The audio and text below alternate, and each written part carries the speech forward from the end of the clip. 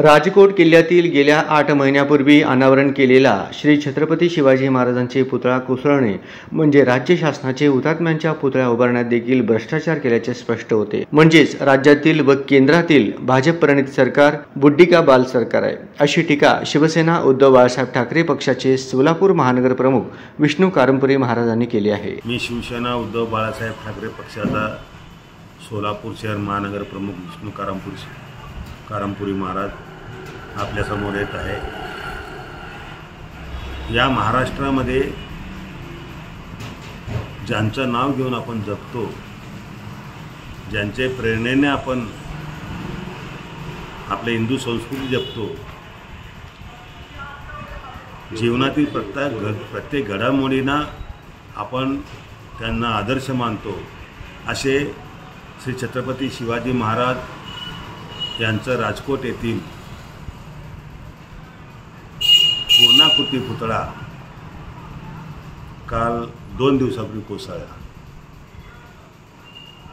या पुतळा कोसळण्यामागे राज्य सरकार किंवा या भ्रष्टाचार सरकार, मुख्यमंत्र्यापासून उपमुख्यमंत्री सर्व मंत्र्यांनी वाऱ्याने पडलं किंवा तुफान आलं पडलं किंवा ते इतकं वेगाने वादळी वारा आला होता पडला असं म्हणलं तरी ते कोणी खरं धरणार नाही। यामागे मुख्य कारण आहे की यांना प्रत्येक गोष्ट घाईघाईने करून लोकांना आम्ही काहीतरी करीत आहोत हे दाखवण्याचा प्रयत्न या राज्यातील भ्रष्टाचारी सरकार, मिंदे सरकार, फडणवीस सरकार, अजित पवार सरकार यांना पूर्ण जबाबदारी धरली जाते। परंतु यांनी तसं न करता आपलं जबाबदार झटकून घेण्यासाठी वेगवेगळे कारण सांगताना दिसून येते। पण एक म्हणतो मी की या राज्यातील सरकार, महायुती सरकार, भाजपप्रणित सरकार आणि केंद्रातील मोदी सरकारने बघा की निवडणुकीपूर्वी राम मंदिर बांधण्याचा श्रेय घेण्यासाठी राम मंदिर बांधलं, गाजावाजा केला, राम आला, आम्हाला चांगलं वाटलं। परंतु राम मंदिर बांधल्याबरोबर काही दिवसांनीच पाऊस सुरू झाला, तिथे पाणी गळायला लागले छतामध्ये। म्हणजे राम मंदिर बांधण्यासाठी अख्खा देश, संपूर्ण भारत देश नव्हे हिंदुस्थान बरोबर सगळं जग वाट बघत आहे, त्या ठिकाणी लक्ष देत आहेत।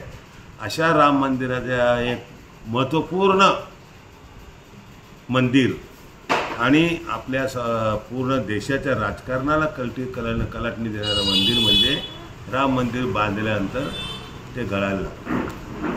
त्याचबरोबर संसद भवन व्यवस्थित आहे,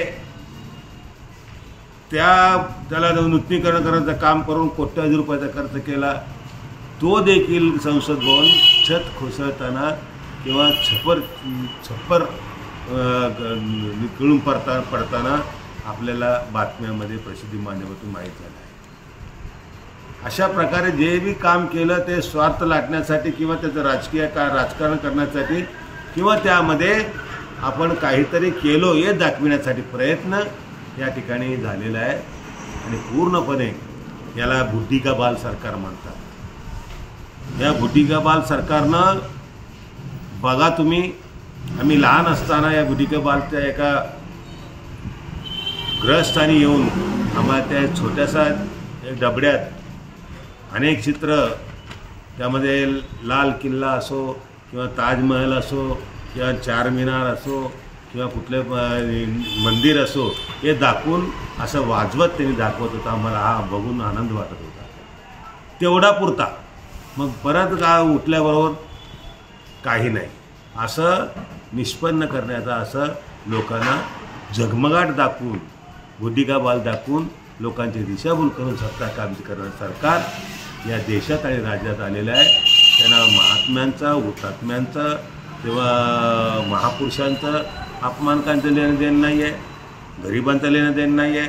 सगळीकडे भ्रष्टाचार, नुसता योजना सुरू करायचा, लाडकी बहीण आणली, लाडकी शेतकरी आणतो, लाडका भाऊ आणतो, असं लोकांमध्ये नेहमी गफलतमध्ये ठेवून आपण काहीतरी करतो अशा प्रकारे दाखवण्याचा प्रयत्न चाललेला आहे. म्हणून या सरकारचा जाहीर निषेध करतो आणि हे संपूर्ण जबाबदारी स्वीकारून राज्यातील मुख्यमंत्री, उपमुख्यमंत्री दोन्ही या तिघांनी ताबडतोब राजीनामा द्यावा अशी मागणी करतो. जय हिंद, जय महाराष्ट्र.